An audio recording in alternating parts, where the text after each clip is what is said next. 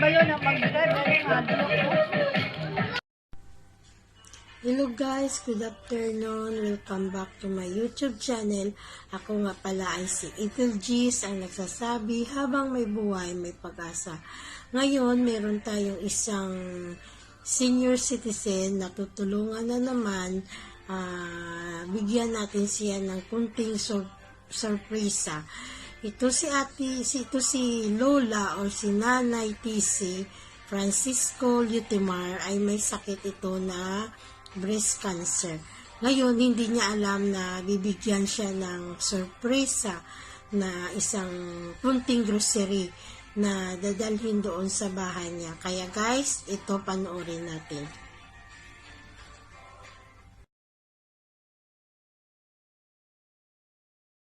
Sige na, be. Amo ni sa si Lutimar na may sakit na breast cancer. Na nalibing, may tao na nagkakit sa inyo pala na bulit kaya naluwi sila sa inyong sitwasyon na mula.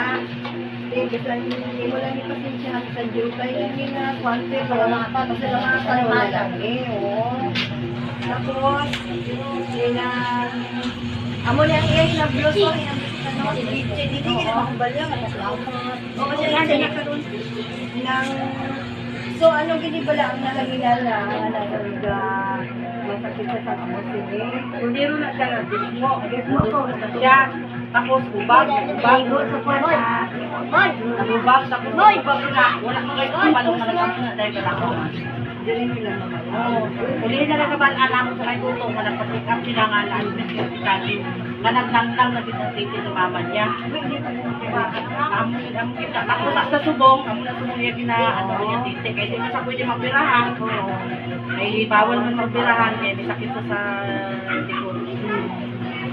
Okay, amo na. Eh, pada among salamat sa iyong pagbulig sa akin kaya ng amor. God bless. Gabay pa tayo nga mabuligan ng kasagino. Nadamo pag yun ang inyong mabuligan. Ikaw nang bibigyan pasalamati ang salamat nga ni salamat na nabulig sa inyo si Flores, Carti, Zinida, Stolpe. Pasalamati sila. Salamat po sila na. Salamat po Kabay pa po ay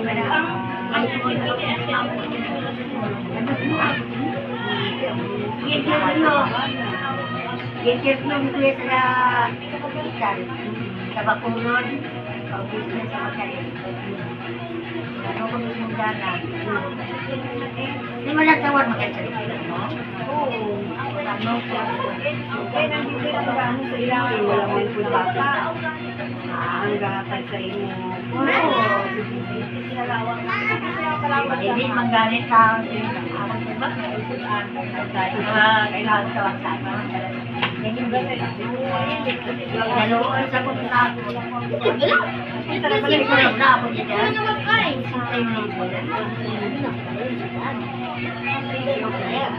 Ano?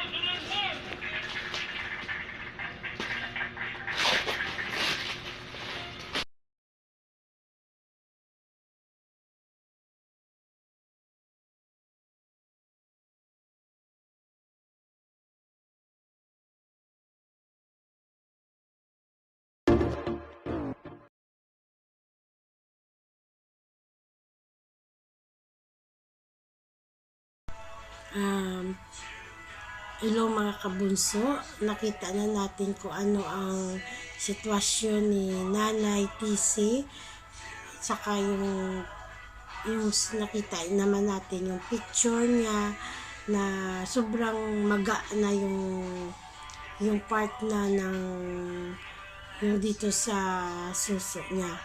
Kaya ang hirap ng sa kanyang sitwasyon. Yung pala, nagsimula pala yan ng nangyari yung sakit na yun niya, yung nadapa pala yan siya hanggang sa namaga yung suso niya, hanggang sa dala siya sa ospital na ang sabi ng doktor sa edad niya na 64 years old, hindi na siya pwede maoperahan dahil may sakit na rin siya sa likod. Kaya isipin nyo, sa araw-araw na gawa ng Diyos, yung kirot na naramdaman niya, tinitiis niya, kaya nakita natin kung ano kapayat si nanay. Kaya ang hirap, kaya nga yung hindi na natuloy yung tagalan ng pag-video ng anak ko dahil napaluha rin sila habang nakikita nila si Lula o si nanay. Kaya guys, kung sino man ang nakakita nitong video na to or picture niya, na sana mayroong isang tao na maganda yung kalooban na mabigyan natin ng kunting blessing sila nanay na mayroon man lang maibigay na kunting tulong or pangbili ng gamot niya sa araw-araw. Kaya dahil ang hirap naman ng sitwasyon doon sa kanila,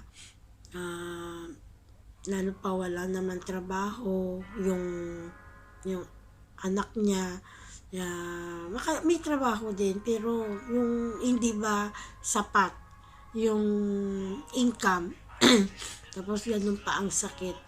Kaya nakakalungkot, nakakatakot yung mangyari ba sa ganyan na sitwasyon. Saka lalo pa ngayon guys,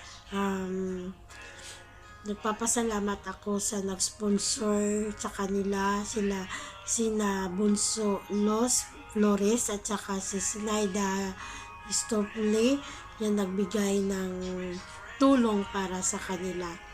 Tsaka nagpapasalamat din ako sa grupo ko na Megs Molino Solid Silent Defenders na pinangunahan ni Ma'am Bibski, yung mga admin at saka yung mga members, lalo na sa mga pamilya ko at saka sa anak ko sa araw-araw na gawain niya, na naghahanap ng mga tao na gusto niya rin tulungan, at saka yung sa hipag ko na si Manang Divina na siya rin ang umaalalay sa anak ko.